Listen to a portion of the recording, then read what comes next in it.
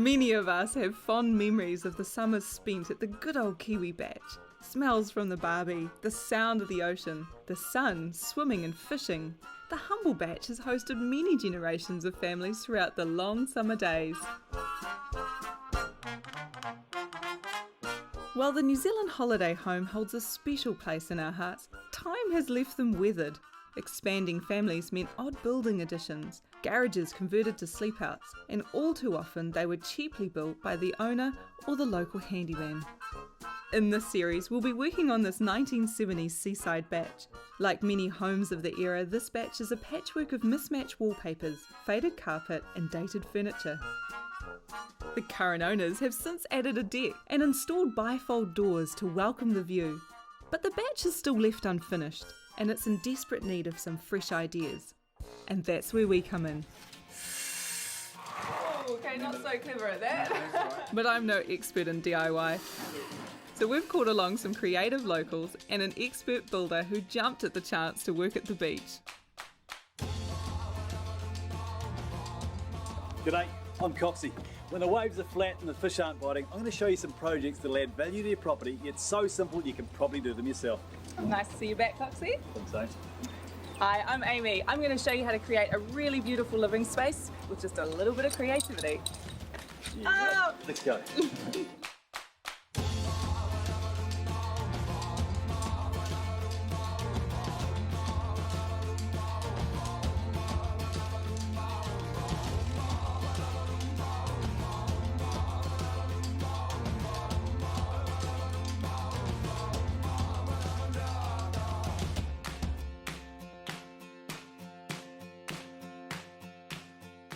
Throughout this series, we're going to transform this batch.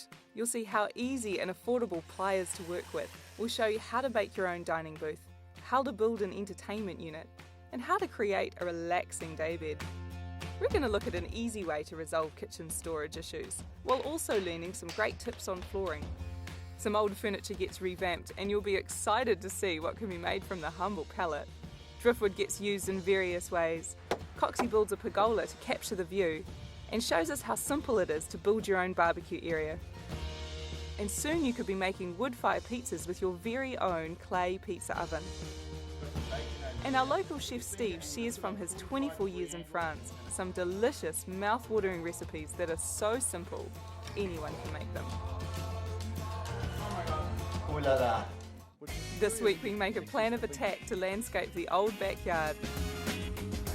Inside, we need to make room for a new dining area, so Coxie and I jumped at the chance to bust down some walls.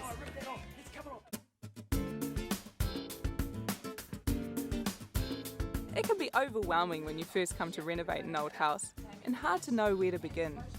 The best way to start is to make a plan. Start drawing up your ideas, or find someone who can. A big part of living at the beach is an outside area, and I'm no expert at the design on that, so I've got Steve on board. Steve, g'day. G'day Coxie, how are you? Well, we've got a concept landscape plan here, and we're going to use some existing features that are in the landscape already. And What we've got is an existing deck area through here. We've got some trees up the back here which are a bit old and gnarly, but they can be trimmed up and pruned to make them look the part. We're going to put a deck area over here, which is an extension of this area here, with a pizza oven and barbecue built in to this corner. The site's got a natural slope. We're going to use that to our advantage by creating 3 different levels. Using rocks for retaining to create the breaks in the level. The reason we're using rocks, Coxie, is that they're easy to use, but also it's quite flexible in its application. So I've never seen a flexible rock, mate. Really quite hard. Yeah, they are quite hard, but they're easy to use, so it's pretty well. I see what you mean. We can plant them, move them, create shapes. Yeah, if you're using timber or masonry, for example, things have to be absolutely perfectly precise. So up the top into another deck area, which has a swing built into it. So how big are these rocks here, Steve? They're going to be reasonable size, yeah, quite a good size. Okay. They're more of a boulder than a rock. Well, I'm definitely going to need to get a digger in. I'll go and organise that now and get someone on board for that. And I'll leave you with this. Thank you. You've got a proper picture of that? That just looks like a scratch in the ground. Oh, mate. my 5-year-old drew that. Yeah, it looks like it. Typical. Who coloured it in for you? Kids? My other kid, yeah. Cheers, mate. Now Coxie has a start for the outside. I begin to plan the renovations inside the batch. See you, mate. Okay, so these are the awkward spots here. The first issue to tackle is the lack of dining area. I love these kiwi batches. There's just so much history in them. Every owner comes in and they add their own little piece of the patchwork. Sometimes it doesn't necessarily function that well. So we've asked an expert to come on board and show us how to change this into something that's going to work a lot better. So what have you got here in terms of plans? The dining room table currently sits in the middle of the kitchen, so when you come in the entrance you're coming in onto people eating. It's also in the middle of your busy kitchen area. So we're going to actually take out a little wall here. We're going to be building custom built plywood bench seating in there. Oh, I love this wallpaper. This is cool. It's windsurfers at the beach. Beautiful colours, really neutral, natural. You've got the blues, the sands, browns. Are we going to keep this wall then? Because I thought you said in your plan that this was actually going to come out. How are we going to? We are. We're actually going to cut this and try and keep as much of it as we can because we love it, and fill in the space at the end of the wall. And pull this right back. That's our new wall. Bench seating in here, and in this corner, new area for the dining. So all of a sudden we've got some space. Beautiful space. I love the design. A ply dining booth is in staying with the classic batch theme. It's an inexpensive material, easy to work with, and it will leave a lovely wood grain finish.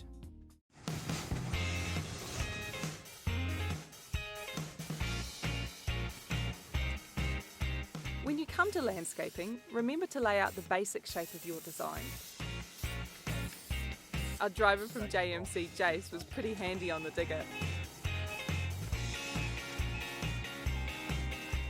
But the rocks were testing him and proving hard on the little digger. Young Jason's having a few moments with the machine this morning. We've lost the hydraulics on the tilt bucket. Now we've lost the track off the digger. It's only a problem if you can't fix it, mate. So I've heard. But soon he was back at it again, digging to his heart's content.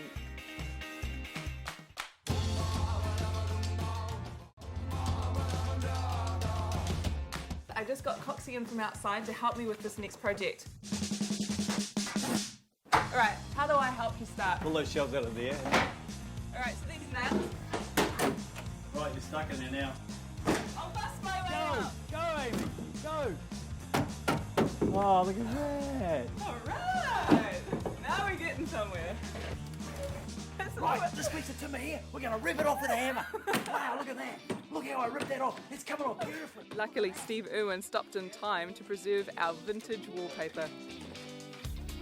Yes! Got the wallpaper intact. That's what we want! Before you take out an interior wall, you'll need to know if it's load-bearing and if there are any electrical cables hidden behind it. Consult a professional if you're unsure.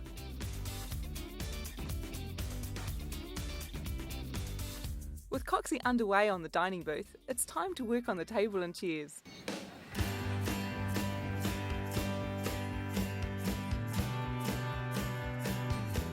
Rather than fork out for new furniture, we're keeping the original table from the batch. It was old, but it had loads of character. It just needed a little bit of love. Luckily, a local handyman, David, was there to help. After treating it with varnish remover, the old coat was scraped off to reveal a lovely grain. Our volunteers were impressed by the classic craftsmanship. I'm awestruck. When varnishing wood, always spread evenly and brush in the direction of the grain. This will minimise seeing the brush strokes in the finish. Don't varnish in direct sunlight to ensure it cures evenly. While the batch table was easily restored, Coxie comes across a common problem with old batch framing. It's not till you strip the old linings off a wall that you discover what's really going on and how bowed and bent some studs can be. This one here in particular was just out by nearly 10 mils. So I've packed the side of it with some new framing to give us a straighter line. So now when we look across it, we've got a straight line between here and here, and a straight line between here and here. Before, the bow was just making it too hard to line, especially as I'm using a thick, dense ply. One of the things about using plywood is that it's flexible. If the framing is anything other than dead straight, then your plywood finish will not be straight. Coxie's using a finishing gun known as an angle bradder, but a hammer is fine if you have a second pair of hands to help.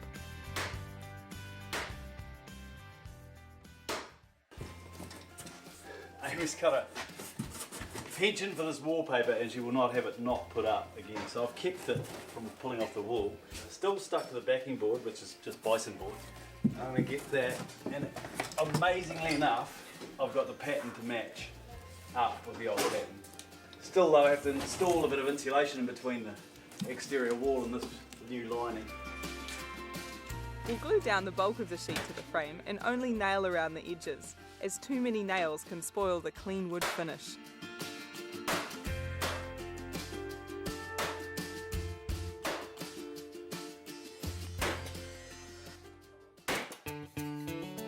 Really struggling here to find a wall that's straight and true, but that's common in old houses, batches, whatever, even common in some of the newer built houses.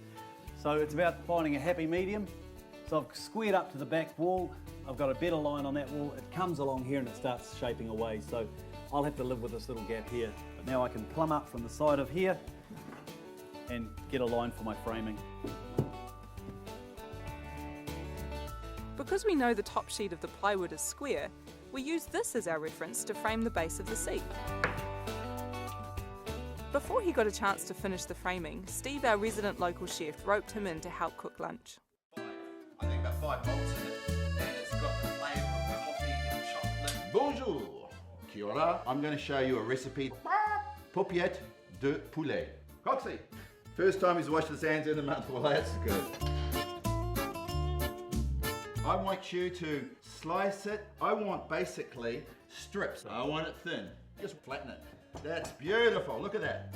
Using a prune, just roll it like this. You've got some bacon over there. Put your finger and you're going to put it on 45-degree angle and we're going to turn it around. That's the roulade.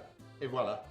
Voila. Des légumes, mon cher, le secret de la longévité.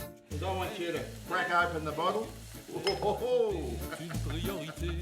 We're going to let that just simmer in this dark, rich black beer. We're going to poach that for 15 minutes. I've got some blackcurrant jam. Put in a couple of teaspoons. Final touch is just a couple of tablespoons. Couscous down there, yep. There we have this wonderful dish by the master chef, Coxie de Roxy. Now he needs to just wash it down with a bit of vin rouge, vino, or... I don't drink wine. He doesn't drink wine well, it'll have to be with a little... I'll work a the good beer. beer. Okay, mate, I'll carry on. The original white chairs from the batch are getting a makeover. Hey, this is looking good, guys. Yeah. I like it. We're just taking it down so that we get a finished distressed look. For a weathered by the sea look, it was cheap to update them. All we needed was a little sandpaper. Using about 60 grade sandpaper, and just take the edges off, and you can go as deep as you want to depending on how much wood you want to show through the paint. Oh, it's a distressing situation. I'm feeling very distressed. Are you feeling distressed over there, William? Slightly.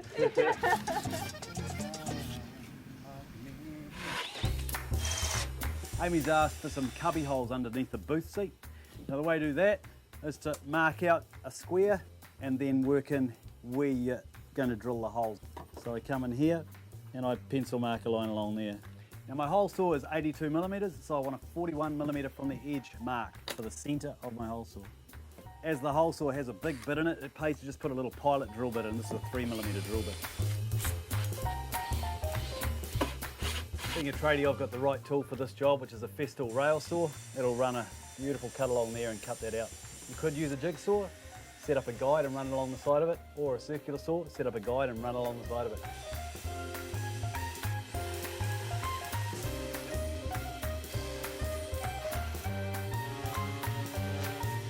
And there we have it.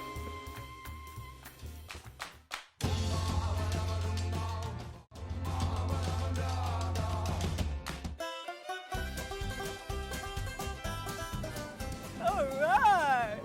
Okay. That's for your dozer blade, up and down.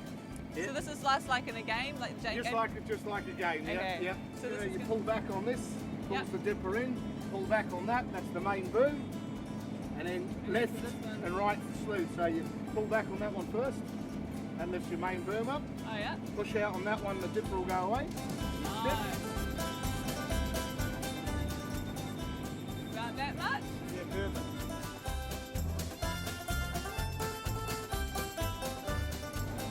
while. Come back tomorrow. Yeah.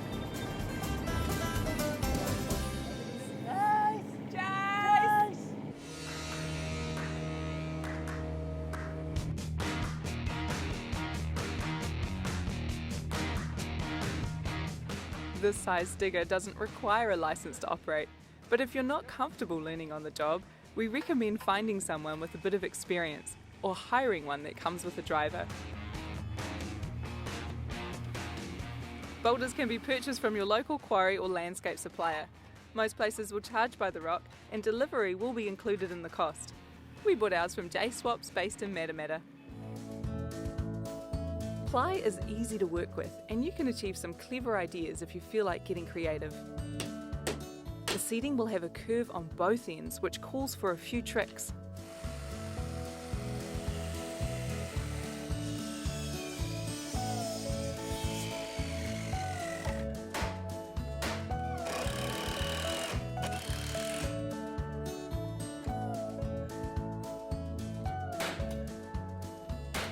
Pre-drilling your screw holes prevents splitting. When we measure the bend, a good rule of thumb is to add 20mm to your overall length. Remember, you're measuring the inside edge of the curve, as the outside edge will be slightly longer. For achieving the curve we want, distribute your cuts at least 8mm apart. And ensure they run in the same direction as the grain on the outside face to prevent splitting. To create this curve, I'm having to rip out the back part of the plywood so it frees the board up to be able to turn itself around the curve. As you can see, by cutting the cuts out, it makes it very flexible. The moment of truth. Oh yeah, there we go. Once you've shaped your piece to fit, glue across the cut to hold the shape of the curve. Tack one end into position first and make sure it goes on square.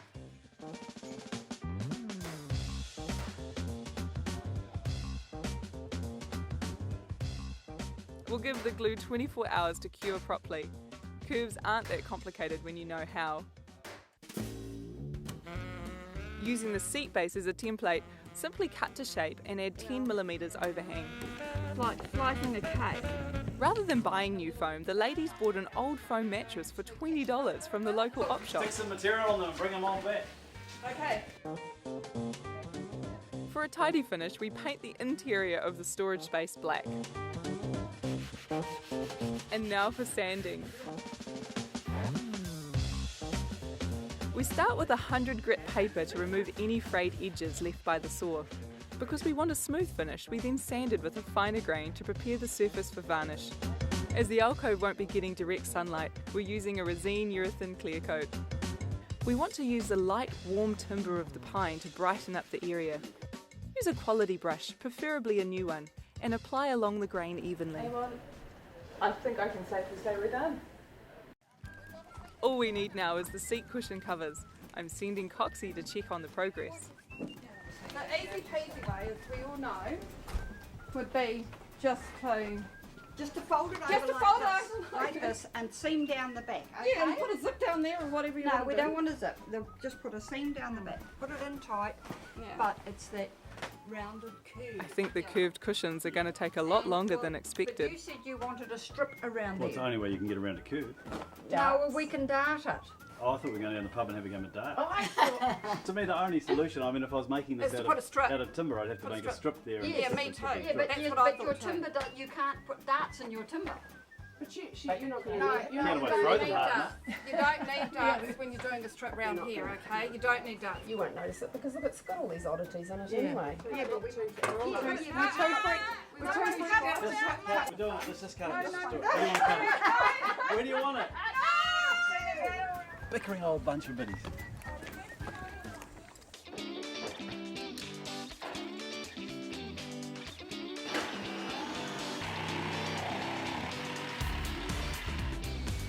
Have you seen Rosanna at all? Yeah, she's up in the ceiling at the moment.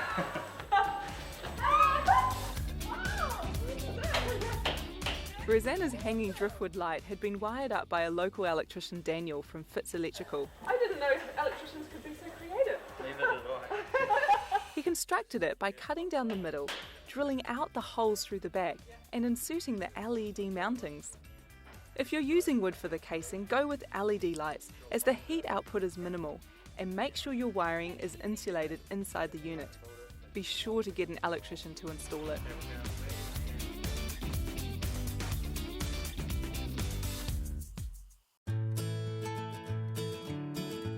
The cushions arrived just in time. Everything fell into place nicely. Here we are in the finished dining room, well, finished dining booth, enjoying the fruits of our labour.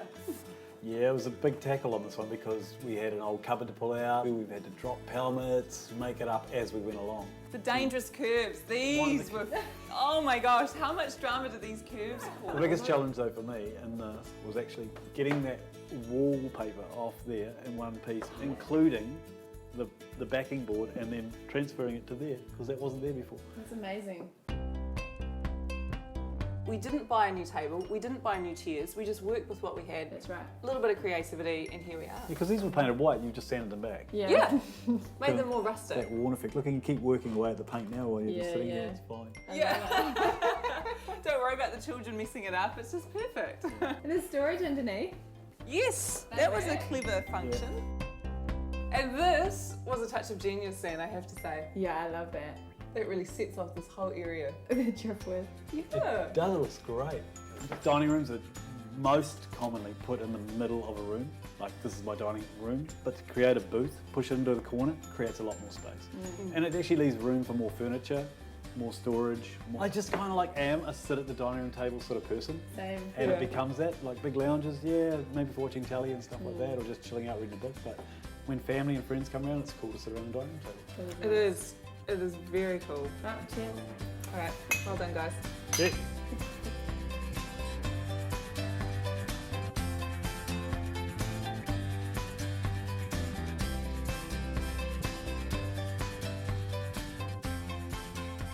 The team have all knocked off for the day, but Jace is still hard at it. You about done? Just about done, Coxie. Fair o'clock. Fair o'clock, man. You've done a good job. Cheers to that, bro. Done wonders. It's like the transformation already, the levels, the whole thing. But the beer wasn't enough to get Jace off his digger. He's like a kid in a sandpit. It's exciting to see the design taking shape. Next week we continue our outdoor plan when Coxie shows us how to create what is essential at the beach, an outdoor barbecue area. And inside we transform the kitchen with an easy storage solution.